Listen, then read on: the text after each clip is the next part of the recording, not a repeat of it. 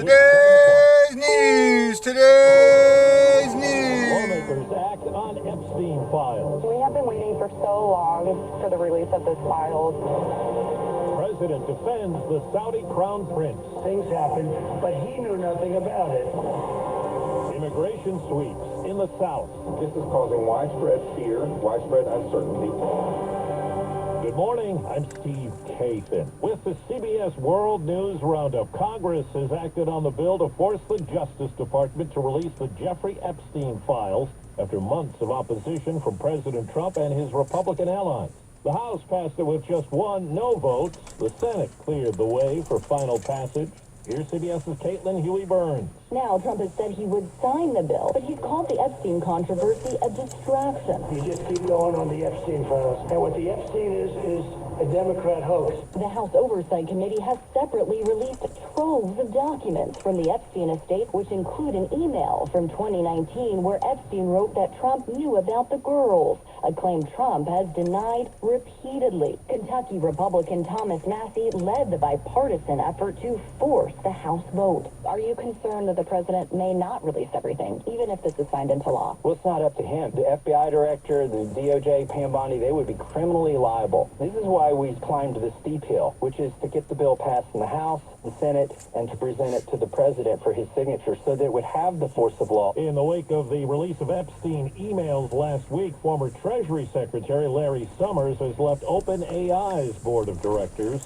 Summers, a former Harvard University president, is being investigated by the school. Lavish treatment for Saudi Crown Prince Mohammed bin Salman at the White House, as we hear from CBS's Ed O'Keefe. President Trump standing by Mohammed bin Salman and stepping in when a reporter asked the Crown Prince about the 2018 murder of Washington Post columnist Jamal Khashoggi. As far as this gentleman is concerned, he's done a phenomenal job. You're mentioning somebody that was extremely controversial. A lot of people didn't like that gentleman that you're talking about.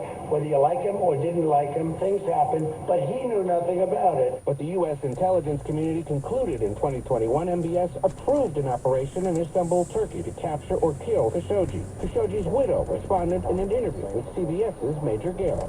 To say he's controversial and he's unlikely, it does not give anyone right to just kidnap him, torture him, kill him, and dismantle his body. To North Carolina, where the federal immigration crackdown has now spread from Charlotte to Raleigh, CBS's Skylar Henry.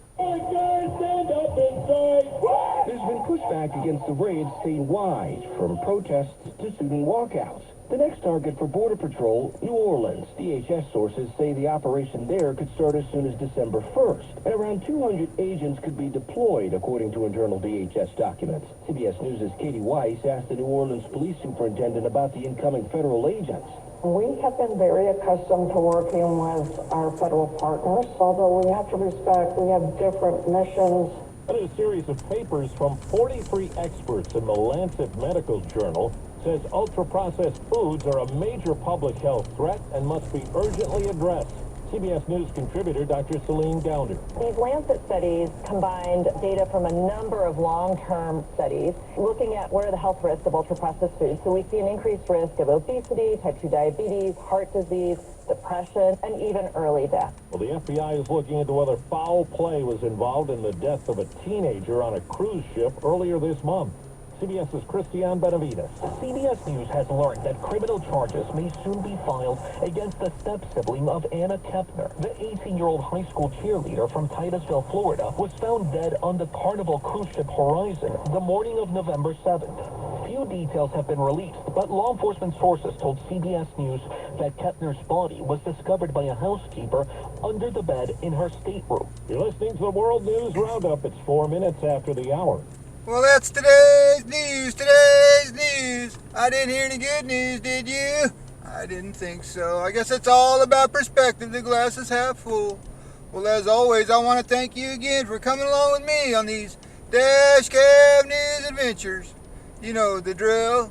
Peace, love, and all that hippie jazz. Bye-bye, everybody. It's 50 degrees in Hercules, California.